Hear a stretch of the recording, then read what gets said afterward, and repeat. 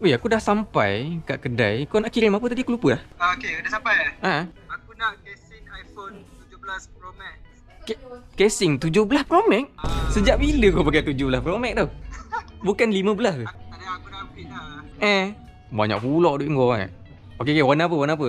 Pilih lah ni, ada macam-macam. Kau cari yang warna hitam ada tak? Hitam. Inilah ada. Hitam lain tak ada. Yang ni 13. Yang ni Okay, satu dah dapat. Lagi satu apa benda? Karaoke punya. Mikrofon karaoke. Dah sampai. Mana satu nak? Kau nak buat apa tu? Kau nak nyanyi kat rumah ke? Boleh. So ni satu dengan casing satu. Lepas tu ada lagi tak? Aku belanja kau 3 barang lah. Kau pilih je apa yang kau nak. 3 barang nak belanja? Woi, serius Kau lah? pilih apa? Tak pernah berlaku dalam kehidupan aku ni. Serius lah 3? Sekali. Okay, tiba-tiba baik pula ni. Apa hal dia ni? Alright. Okay, terima kasih. Okay, member cakap boleh ambil 3 free Ini memang aku ambil ni. Kereta atas lori ambil satu. Lagi headphone.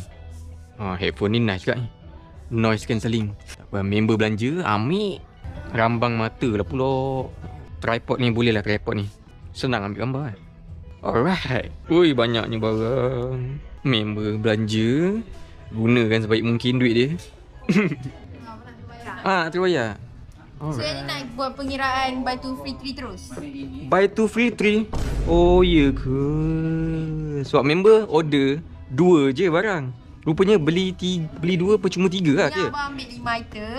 Abang bayar 2 barang yang paling mahal saja. Faham. Alright. Boleh lah kira. Oh, beli 2 percuma 3. Patutlah member cakap lagi 3 aku bagi kau free. Rupanya free.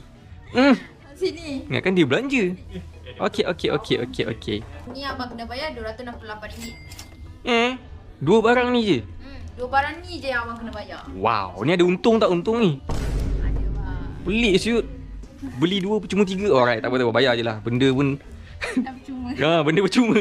Okey. Alright, itu saja. Alright, terima kasih.